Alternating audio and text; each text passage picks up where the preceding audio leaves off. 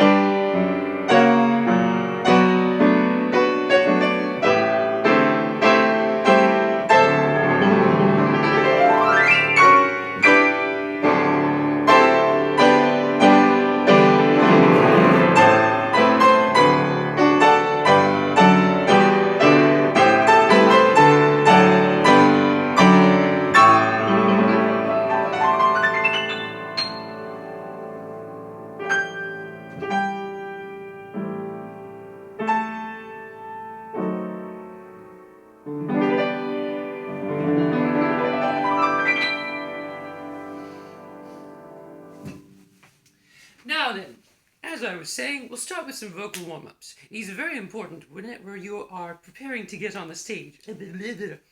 Whenever you are preparing to enter the stage, vocal warm-ups warm up the voice and help the vocal cords prepare for use. Just as someone stretches before they do their morning workout or their evening workout, we must train the voice to do so as well. So, repeat after me. We're going to slide up and down, open mouth but closed lips.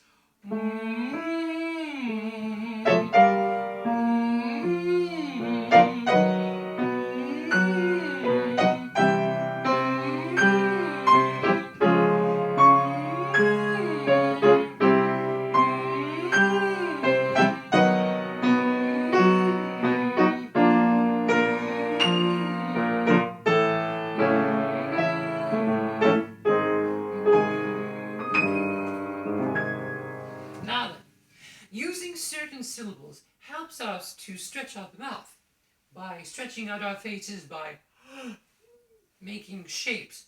We also stretch out the shape of the mouth, the armature, to make different vowel shapes. Watch as I demonstrate. Z-ah. Make sure the jaw is dropped and the mouth is nice and round and open. Z-ah.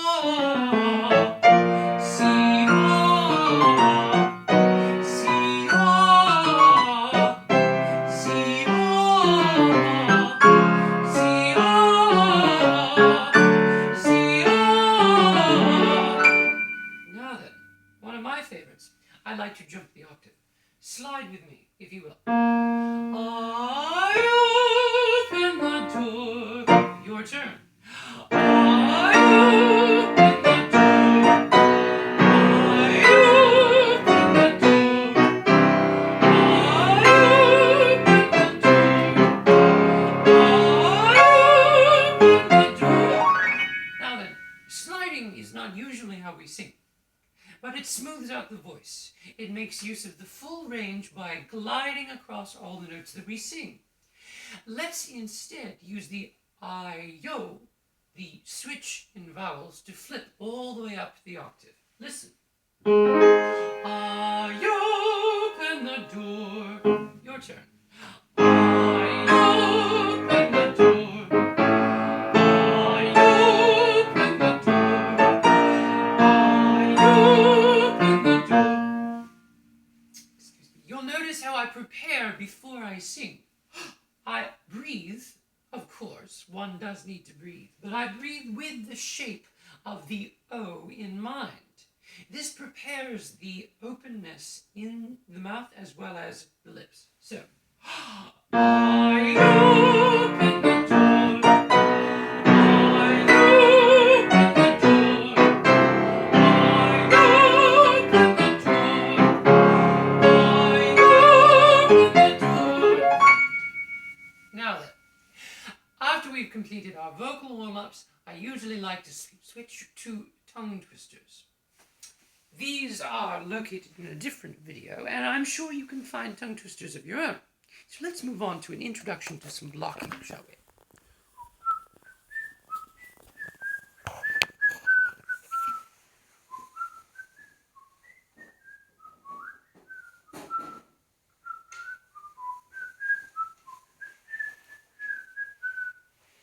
Now then, first on our list is called cheating.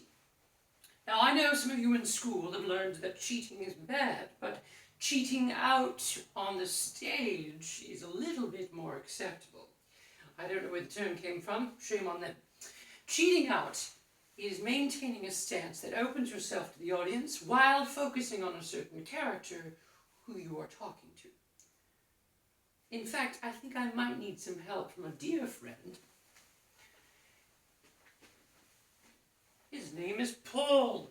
You might recognize Paul. He was once on stage in the critically acclaimed musical Custard the Dragon. Yes, he's a bit of a celebrity in these here parts. Welcome, Paul. Thank you for joining us. Now then, you can see that my right leg is facing the audience and my left is facing Paul. So I might say to him, "Good afternoon. Welcome. It is good to see you." Yet all of the audience can see me. Sometimes it is best to use this cheating element so that the audience knows who you are meaning to speak with rather than facing them. If you stand straight like this, well, that part of the audience can see nothing but your backside. That's not very good. You all have charming faces, I hope, and as do I, which I like to share with all the audience. You're welcome.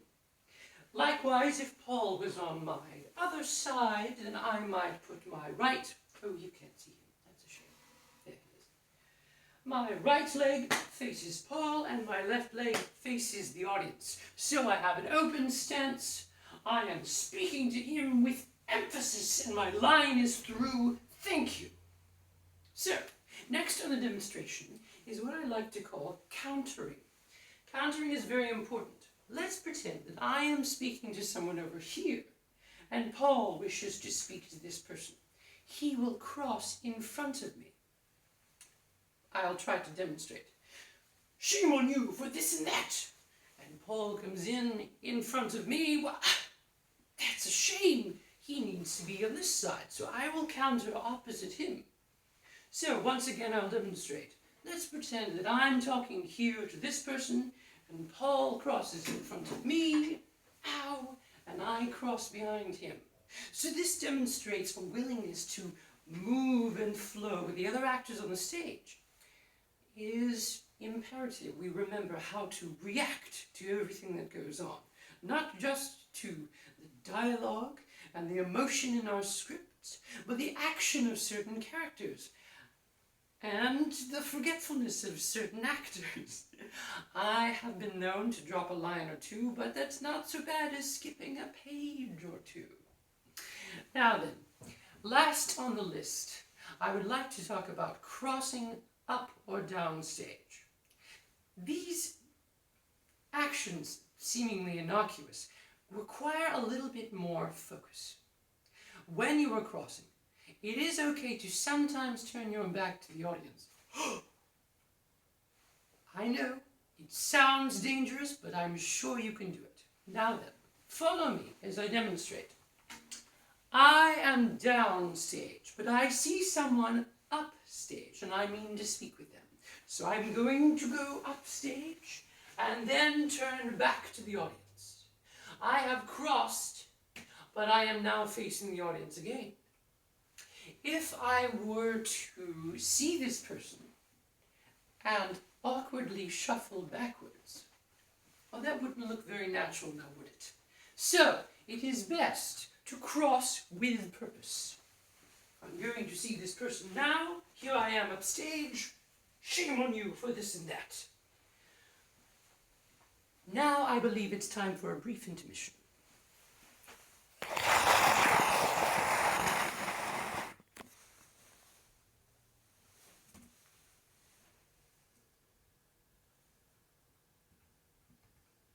Suggest dandy, the chocolate bars and the candy. So let's all go to the lobby to get ourselves a treat.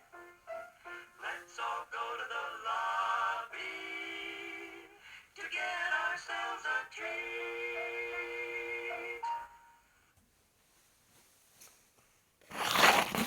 Now then, if you would... Oh no!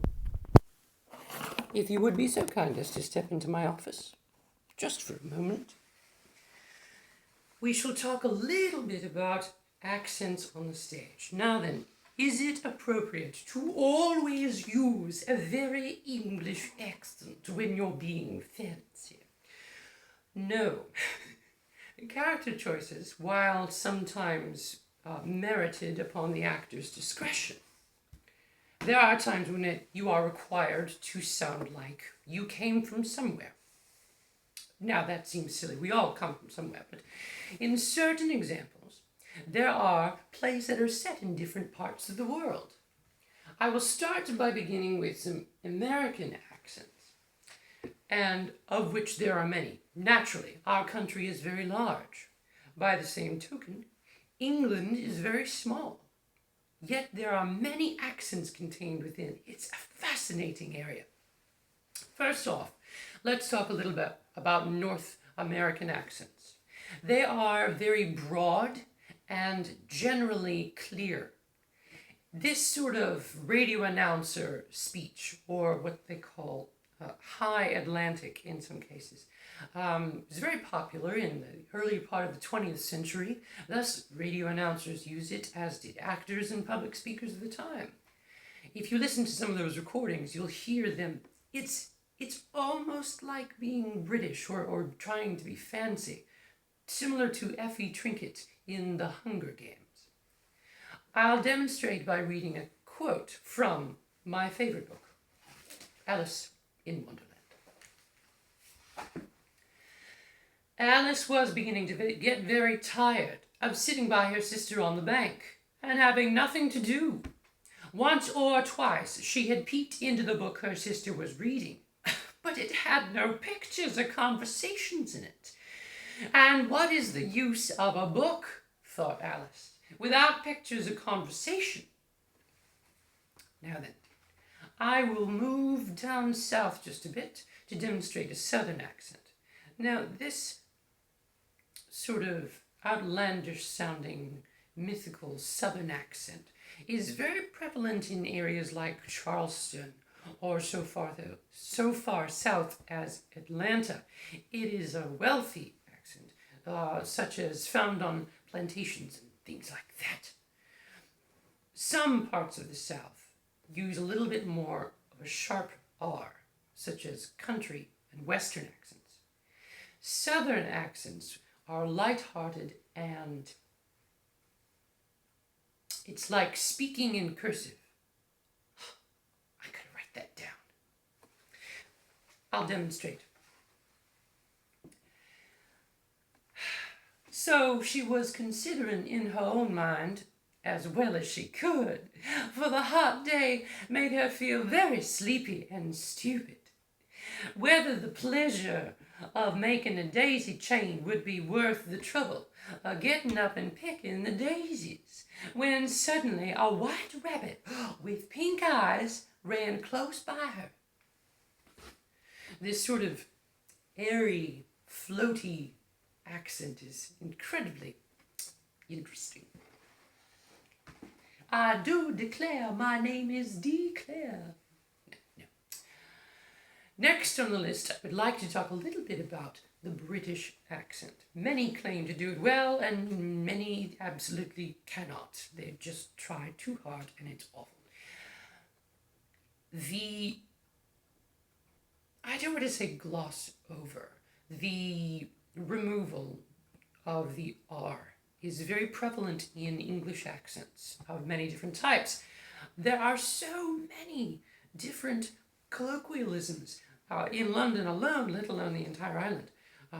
Places like Yorkshire sound completely different than Liverpool, and who sound completely different from Guernsey and London and things like that. There are so many different accents contained within a very small space.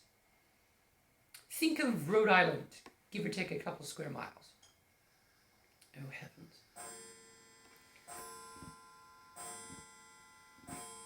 The clock has chimed. First on the list is received pronunciation. This is what radio announcers and journalists and news people use quite a bit in England. It is the clean removal of the R in speech, as well as very clear and crisp pronunciation. I'll continue demonstrating. There was nothing so very remarkable in that, nor did Alice think it so very much out of the way to hear the rabbit say to itself, oh dear, I shall be too late." When she thought it over afterwards, it occurred to her that she ought to have wondered at this, but at the time it seemed quite natural. But when the rabbit actually took out from its waistcoat pocket a watch and looked at it, and then hurried on, Alice started to her feet, for it flashed across her mind that she'd never before seen a rabbit with either a waistcoat pocket or a watch to take out of it. And burning with curiosity, she ran across the field after it, and was just in time to see it pop down a large rabbit hole under the hedge. This is not quite as fancy as listening to the Queen speak. It is not clipped and stiff. It is rounded, and it is much more useful in day-to-day language. Some accents are quite thick, and it takes a while to get used to them. It took me a while to decide which accent to demonstrate next, and I'm going to go with the ubiquitous Cockney accent. This is a form of slang. In some cases, as demonstrated comically in Mary Poppins Returns, certain phrases are replaced with something that rhymes with it. So, house would be Mickey Mouse. Haven't got a pot of glue would be haven't got a clue. There are many different examples. Some are funny, some are strange. But the absence of sharp, crisp vowels allows for diphthongs. Just like in Southern American speaking, Cockney accents are quick and fluid. They're not proper and stiff. I hope that makes sense. I'll continue to demonstrate. The rabbit went straight on like a tunnel for some while, then dipped suddenly down, so suddenly that Alice had not a moment to think about stopping herself before she found herself falling down what seemed to be a very deep well. Either the well was very deep, or she fell very slowly, for she had plenty of time as she went down to look about her, and to wonder what was going to happen next. First she tried looking down, make out what she was coming to, but it was too dark to see anything. Then she looked at the sides of the well, and noticed they were filled with cupboards and bookshelves. Here and there she saw maps and pictures hung upon pegs.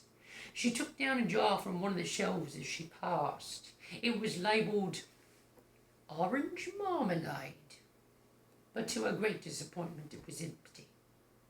She did not like to drop the jar for fear of killing somebody underneath, so managed to put it into one of the cupboards as she fell past it.